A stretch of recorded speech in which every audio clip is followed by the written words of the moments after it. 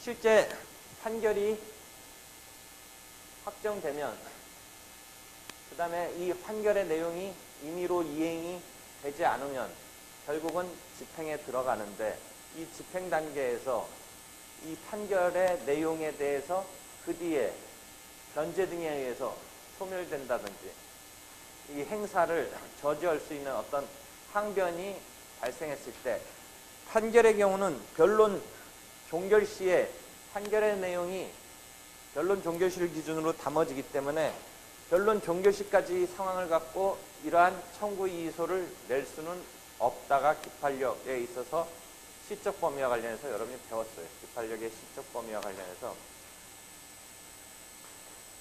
변론 종결 시 이전 상황을 뒤늦게 들고 나오면서 그 판결의 실질적인 어떤 확정된 것을 뒤집으려는, 그러니까 그것을 어기려는 이런 주장을 펼치는 것이 인정되지 않는다. 그래서 청구 이의소는 그런 상황에서는 인정이 되지 않지만 변론 종결 시 이후 사유는 다툴 수 있다. 왜? 변론 종결 시까지의 사항을 담은 내용이 판결의 내용이니까 그 판결이 나타내주고 있는 시적인 지표는 변론 종결 시까지 상황인데, 변론 종결 시 이후에 변제됐다든지 했는데, 그러면 변론 종결 시 이후에 변제됐으면 사실상 그 원고였던 채권자는 집행을 들어오면 안 되는 거죠. 판결의 내용이 이행이 됐으니까, 변제가 됐으니까.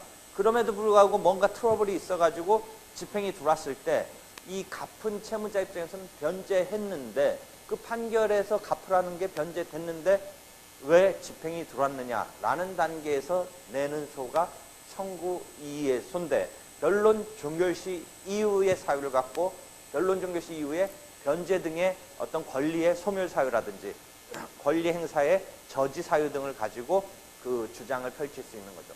한편 이 판결 이외에 집행 증서라든지 뭐 독촉 절차에 따른 지급 명령이라든지의 판결 이외에 집행 권한이 될 수 있는 것은 그 성립이나 이러한 항변 사유 등을 가지고 이의를 할 수 있는데, 그 시점은 변론 종결 시 전 사유도 담아서 청구 이의소를 낼 수 있다. 확정 판결의 경우는 변론 종결 시 전의 사유는 더 이상 다툴 수 없는 게 원칙인데, 확정된 지급명령, 그 다음에 소액사건 심판법에 따른 이행 권고 결정 등은 실제 민사소법 내가 가르칠 때 이야기를 했지만, 그런 것의 확정은 2주간의 이의기간을 줬을 뿐이지 변론에서 공방을 펼쳐서 내려진 결론은 아니기 때문에 2주 이내에 이의를 안 한 것은 뭔가 그 판단이 나오는 과정에서 자기 주장을 펼칠 기회를 주었다면 주었다고 할 수는 있지만, 사실상 공개된 법정에서의 변론을 펼친 결과가 아니기 때문에 그 경우에 기판력 등의 효력은 없거나 약하거나 이런 상황이 될 수밖에 없고, 그 다음에 변론 종결 전에 해당하는 시점에 해당하는 그런 그 이의 시점 이전의 사유 등에 가지고도 따질 수 있는 것이다. 그런 의미에서 기판력이 인정되지 않는다라고도 하기도 하고 그런 특징이 있다라는 거죠. 그래서 그러한 확정 판결 이외의 경우는 이릉 변론 종결 시점 비슷한 상황의, 즉 그 성립 자체 내지는 확정 자체, 그러한 어떤 최종적인 판단의 성립 내지는 확정 전 단계 사유 갖고도 충분히 이의를 할 수는 있는 것이다. 그래서 우리가 지급 명령이 발하여졌는데 2주간의 이의가 없이 나중에 확정된 걸 갖고 집행이 들어왔을 때 지금이라도 자기 말이 맞다면 변제했다는 걸 갖고 다툴 수 있다. 예컨대 판결의 경우는 어느 시점에 변제는 다툴 수 없냐면 변론 종결 전 단계의 변제는 다툴 수 없는 것이다. 변론 종결 시점 이후의 단계에서의 변제 갖고 다투는 것이다. 그런데 확정된 지급 명령 같은 경우는 어떤 그 확정이 되기 전에 이익하기 전 단계에서 갚았다라는 주장을 지금 펼치는 것은 충분히 가능한 거다. 그래서 그런 점에 차이가 있는 거죠. 그래서 그것을 이해하면 됐죠. 그래서 판결과 그 밖의 집행권원의 경우에 약간의 청구이의의 사유도 조금 틀려요. 청구이의 사유는 판결은 그 뒤에 권리 행사를 저지시키거나 권리 행사를 소멸시키는 사유 등을 갖고 오는 건데, 판결 이의의 경우는 당연히 그런 사유도 되지만 그 성립 자체의 다툼도 벌일 수 있어요. 성립 자체의. 그러니까 뭐 애초부터 무효행위 등의 바탕을 둔 것 등 그런 사유를 지금 다투는 데 있어서 충분히 청구이의 사유로 할 수 있다라는 것이죠. 그래서 그런 차이가 있는 것이다. 그러면 이제 다시 조금 민사소송법적인 이야기로 돌아가서 이런 판결 이해 말고 다시 판결의 확정 단계에서 얘기한다면, 이 청구이의 사유로 삼을 수 있느냐에 있어서 문제됐던 게 한정 승인이 문제가 돼요. 그럼 한정 승인이 이야기되기 전에 무슨 문제로까지 또 가서 이야기가 돼야 되냐면, 기판력의 시적 범위에 의해서 이쪽 44조인가의 민사집행법 조문과 관련해서 변론 종결시가 시적 범위인데, 변론 종결시 전에 취소권, 그 다음에 해제권, 상계권, 건물 매수 청구권, 이게 민사소송법에서 여러분이 배웠던 그런 지식인데, 이런 것을 주장할 수 있었음에도 불구하고 주장하지 않았으니까 이런 주장이 반영되지 아니한 어떤 판결이 내려졌겠죠. 그래서 취소가 있었으면 법률행위가 소급적으로 무효가 되니까 원고가 Y한테 주장하는 그게 받아들여질 리가 없었던 상황일 텐데, 취소라는 피고의 형성권 행사가 없기 때문에 X가 Y에 대한 주장이 받아들여졌다. 그런데 지금 와서 취소하겠다. 취소하면 소급적으로 무효되니까 그 관계는 서로 권리를 주장할 수 있는 그 법률 관계가 취소되면 주장할 수가 없게 되는 거니까, 그 원고의 주장이 받아들여진 것을 취소권 행사에 의해서 무력화시키려는 지금의 그 취소권 형성권 행사를 기판력에 의해서 차단시킬 것이냐. 예컨대 지금에 와서 애초에 해제의 요건을 충족됐다고 주장해서 받아들여졌으면 해제에 의해서 법률관계가 일단 뭐 청산관계설에 의하든 뭐든 직접효과설에 의하든 뭔가 없었던 것으로 되면서 원고의 피고에 대한 청구가 주장이 받아들여지지 않을 상황이었는데, 그때는 그러한 주장을 펼치지 않다가 해제권의 행사를 안 했다가 지금 와서 해제권을 행사하면 그것을 무너뜨리려는 그 피고 측의 형성권의 행사가 인정될 것인가. 한편 상계의 경우도 X에 Y에 대한 어떤 수동 채권이, 소구 채권에 대해서 Y가 X를 상대로 자동 채권이 있어서 상계하겠다고 하고 그게 받아들여졌다면 애초에 원고의 청구는 기각된다든지 했었을 텐데, 그러한 상계 주장을 펼치지 않다가 그래서 원고의 승소 판결이 그대로 내려져서 1억 원이면 1억 원을 지급하라라는 판결이 내려졌는데, 지금 단계에 와서 집행하려는 단계에 있어서 상계권, 나도 너한테 채권이 있으니까 상계하겠다라는 그 형성권으로서의 상계권의 행사를 지금 단계에서 인정할 것인가. 예컨대 건물 매수 청구권도 임대차가 종료해서 그 토지에 따른 임대차 종료에 따른 토지 반환 및 그 다음에 건물을 철거하라 뭐 이런 식의 청구가 들어갔는데, 피고 입장에서는 열심히 임대차가 유효하게 계속 존속되고 있다 등등의 싸움을 하다가 최종적으로 안 되겠으면 결국 건물을 철거해야 되는 경제적 가치의 효능이 훼손되니까 건물 매수 청구권을 행사할 수 있도록 해주고 있는데, 그러한 건물 매수 청구권을 행사하지 아니한 채 그냥 소송이 끝나가지고 원고의 청구가 받아들여져서 건물 철거 소송에 따른 집행이, 승소 판결에 따른 집행을 하는 단계에서 이제 건물 매수 청구권을 행사하면 이 건물 철거라는 집행을 저지할 수 있겠느냐가 기판력과 관련해서, 시적 범위 관련해서 민사소송법에서 문제됨을 알 수 있을 거예요. 그때 판례적인 결론은 학설은 여러 가지 학설이 있지만 판례적인 결론은 취소 해제권은 안 된다죠. 지금 단계 와서는 행사할 수 없다. 그 다음에 상계권 가능하다. 건물 매수 정권 가능하다. 지금 단계에서 집행 단계 등 지금 판결이 확정돼서 그 이후에 변론 종결 시점 이후에 이제서 형성권을 행사하는 것이 상계의 경우나 건물 매수 청구권은 가능하다라고 실무적인 입장에서는 얘기하고 학설은 뭐 적극설, 소극설이랄까 실권설, 비실권설이랄까 그런 논란이 있다는 것을 배웠어요. 그래서 그거의 연장선상에서 요번은 이제 한정 승인을 했어요. 여러분이 상속 포기, 한정 승인 등이 상속에 있어서 발생하면 할 이제 상황이 나오죠. 여러분이 상속 포기, 말로만 상속 포기, 한정 승인 했는데 실제 어떻게 하는지 알아요? 상속 포기 어떻게 해요? 상속 포기.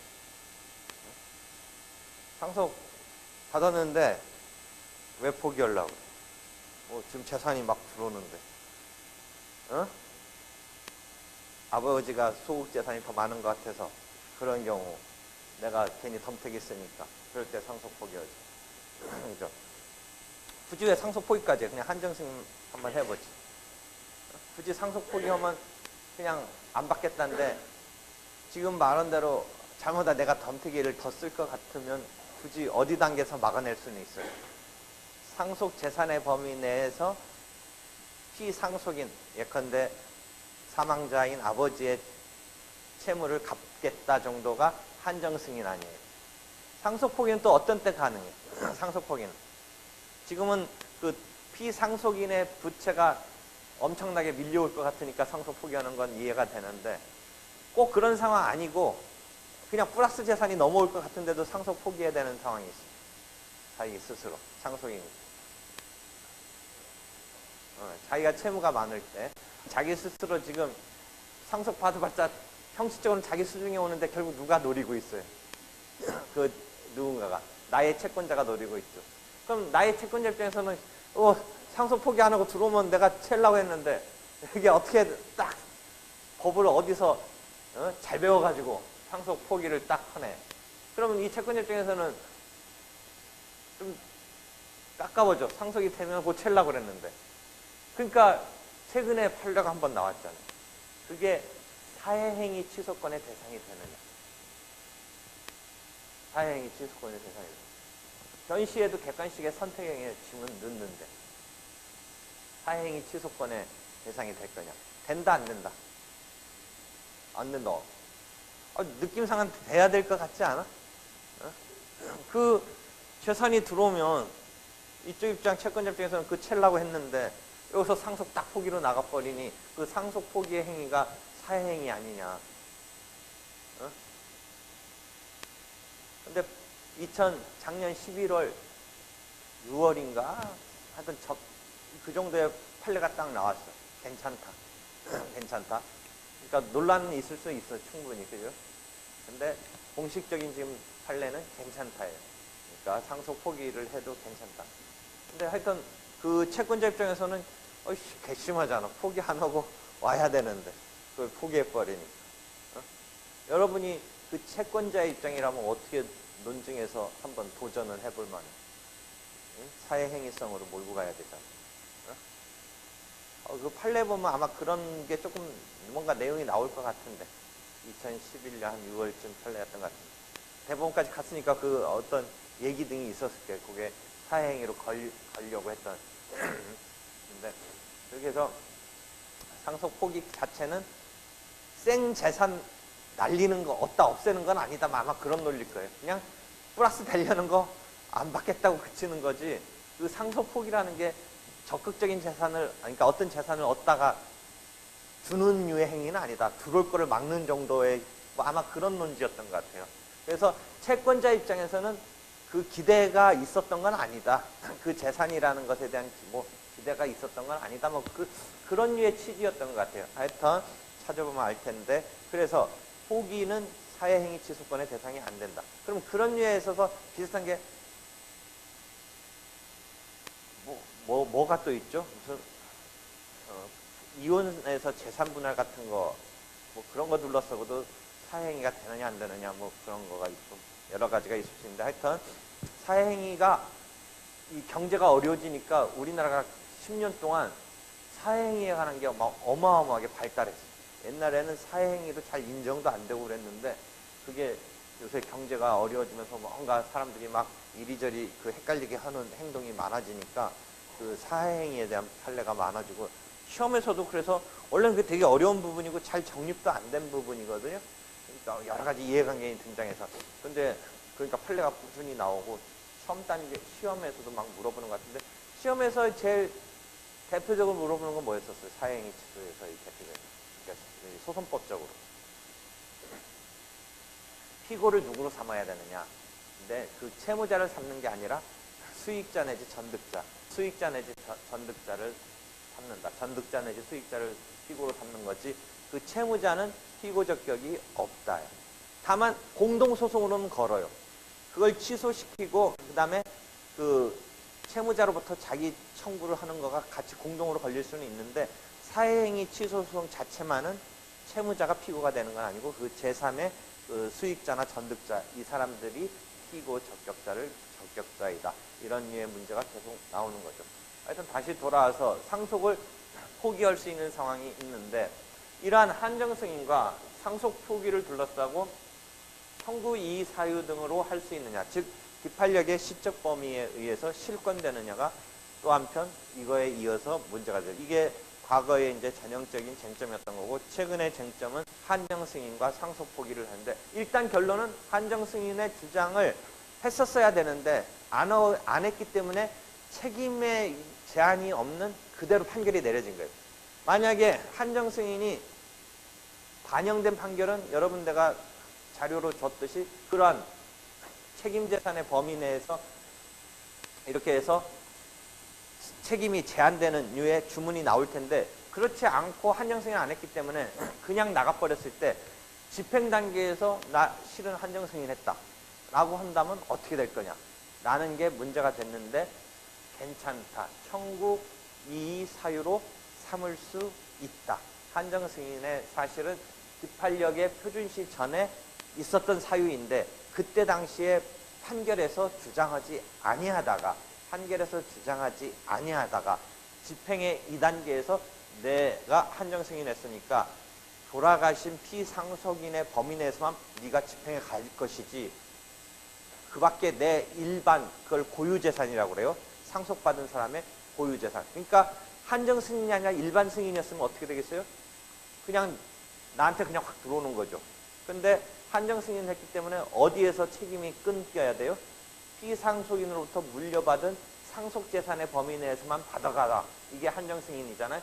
그러니까 내 생재산에 들어왔을 때는 그것에 대해서 이의를 할 수 있느냐인데 애초에 한정승인 사실을 주장을 펼쳤으면 판결에 그게 반영돼서 나올 테니까 이런 문제가 안 되죠. 왜냐하면 상속재산의 범위 내에서 책임을 제한시켜 놓는 그런 판결이 이미 반영된 판결이 나온다면 그럴 일이 없겠지만 내 생재산에 들어올 일이 없겠지만 그러한 주장을 펼치지 아니하였기 때문에 생재산에 대해서 들어왔을 때 이제라도 한정승인 사실을 주장해서 청구 이의 사유로 삼을 수 있느냐에 있어서 판례는 그다음에 학설은 뭐 크게 그거 갖고 논쟁은 없지만 과거에 분쟁 유형별에 보면 기판력, 긍정설, 부정설 등이 있는 걸로 봐서 반대 의견도 만만치 않아요. 만만치는 않은데 판례는 일단 여러분이 실전적으로 실무적으로는 괜찮다. 지금 주장하는 게 괜찮다. 근데 경우에 따라서는 그런 반대적인 입장은 지금 와서 한정승인 주장을 하면 안 된다. 기판력이 긍정돼야 된다. 라는 입장도 있을 수 있는데 기판력 부정설적인 즉 주장할 수 있다가 되는 거예요. 한편 그것에 비해서 상속 포기의 경우는 어떤가? 이 경우는 달리 본다. 상속 포기는 했다라는 것을 주장했었어야 되는데 그러면 여러분이 상속 포기는 아까 내가 물어봤는데 실제 말은 신족법에서 여러분 배우지만 상속 포기는 어떻게 해요? 자기가 상속 포기한다라는 의사만으로 되는 게 아니라 어떻게 해야 돼요? 한정승인도 마찬가지지만 법원이 후견적으로 그런 것을 어떤 공증적인 후견적인 수리를 해서 법원의 3개월 이내에 상속을 포기해야 돼요. 물론 접수한 걸 기준으로 접수시켜서 실제 수리됐다라고 하는 법원의 판단이 내려지는 거는 뭐 빠른 법원은 한 1개월 만에 해주고 요새 보면 한 3개월 만에 해주고 하는데, 그래서 그 상속 포기서를 가지고 이제 소송에 있어서 그러한 주장을 했었어야 되는데, 상속을 포기했으면 채권자가 이 상속을 실제는 포기한 사람한테 청구를 했음에도 상속 포기가 되면 어떻게 되겠어요? 차순위나 그 동등한 순위 중에 그 밖의 상속인한테 청구가 들어가겠죠. 그래서 상속 포기가 됐으면 그렇게 될 판이었는데, 그때 그런 포기했다라는 것을 이야기하지 않고 나서 판결이 확정돼서 자기 목에 얼마를 이행을 해야 되는 판결이 내려졌는데, 이제 와서 상속을 포기했다고 해서 자기 상속분의 목에 대한 집행에 대해서 문제를 삼는 것이 가능하겠냐인데 기판력에 걸린다라는 거죠. 기판력에 걸린다는 거죠. 판정승인과 상속포기는 좀 성질이 틀리다는 거죠. 판정승인은 책임만을 제한하는 것이죠. 책임만을 제한하는 것이니까 집행의 책임을 제한하니까 집행 단계에서 얼마든지 주장할 수 있는 것이다. 그런데 상속포기는 지금 주장하는 것은 안 된다는 거죠. 그래서 상속이 포기되면 그 밖의 상속인이라든지 아니면 아예 같은 순위의 상속인이 더 이상 없으면 차순위로 내려가는 거죠. 그래서 아예 거기서 여러분이 민사소송법에서 무슨 문제가 자꾸 나와요.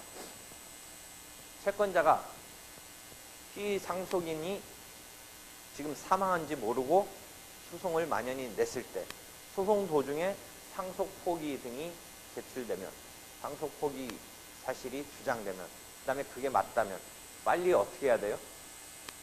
그 밖의 상속인이나 같은 순위의 그 밖의 상속인이나 차순위로 빨리 바꿔야 되죠. 그때 바꾸는 과정에 나오는 용어가 뭐였었어요? 당사자 변경으로 할 거냐, 표시 정정으로 할 거냐의 문제에서 학설은 변경의 입장이 더 일반적이지만 판례는 표시 정정으로 해서 상속인으로 바꿔서 한다. 그럼 변경으로 하는 거랑 표시 정정으로 하는 것의 실질적인 차이는 뭐예요? 표시 정정으로 하는 거와 변경으로 하는 거의 실질적인 차이입니다. 시효가 거의 마무리될 때쯤 됐는데 일단 급한 나머지 했어요. 근데 변경이 되면 당사자의 피고의 경정의 260조 등의 조문을 가서 보면 그런 것은 변경된 시점만을 기준으로 하니까 자칫 변경된 시점에서는 애초에 소재기 시점부터 소송이 3개월, 5개월, 1년씩 끌다가 변경이 되는 시점으로 기준으로 되니까 그 시점에서는 이미 시효가 완성될 수가 있어요.